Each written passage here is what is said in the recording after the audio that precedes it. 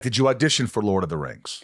Well, I did hear that they were doing it, and I got asked to put something on tape, and I thought, Lord of the Rings, yes, well, this is going to be a complete a cluster, whatever it is. And I thought, never mind, I haven't been to New Zealand. Go there, take a part for a month, look around, and walk away because this is never going to happen.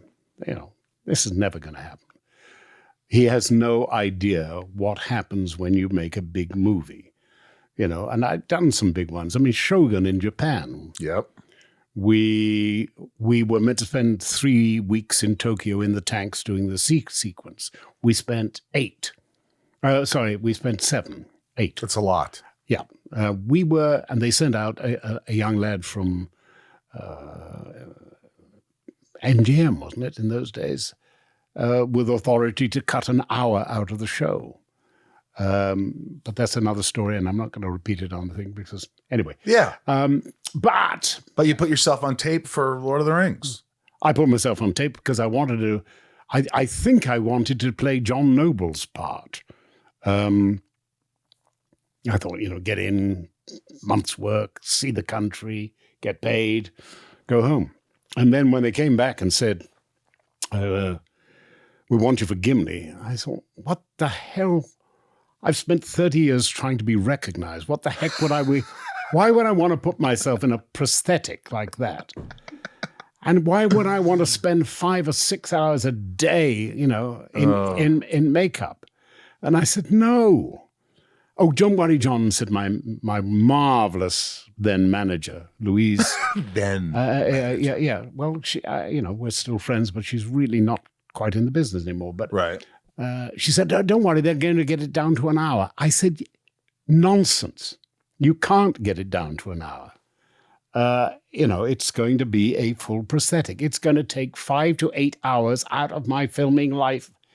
And more than that, it's who wants to spend 3 years in New Zealand in a film that actually comes out in part 1, fails, and then the other 2 go direct to video or something like that. You were really optimistic about this. Absolutely, absolutely certain. And come on, big undertaking. Do you know the expertise that you need in every department to bring off something like that? What are the odds that it actually came to be what it was?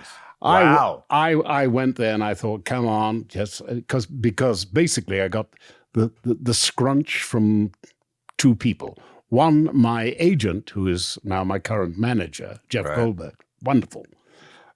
Jeff said, look, John, I don't think, if you're going to turn down this part, I don't think we can continue to represent you, which I thought was a bit of a ballsy, gonad squeeze. Actually, yeah. I thought, yeah. And can you say that one more time? A gonad squeeze. Well, you said it, so why? You don't need to say it again. Okay. I just really liked it. Anyway, back. I'm trying to be polite because I know you have a very delicate young audience. No, people love this shit. This is already the best interview I've already. So yeah, and my number 1 son said, Dad, if you turn down this, frankly, I think you're nuts. And I said, why? And he said, think about it. In every bookshop around the world, in many languages, there's, and he indicated a size about 1.5 feet. And he said, there's that much book space devoted to Tolkien.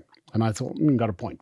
Went there, thought I'll check it out, right, and will confirm my prejudice is that this is a no-go from a go. And then I'll go to Peter Jackson and say, Peter, I'm terribly sorry. I've got an ill wife. I've got a family. I can't be away from home. And he would have had to let me go. You can't. You already had an exit strategy. I had an exit strategy.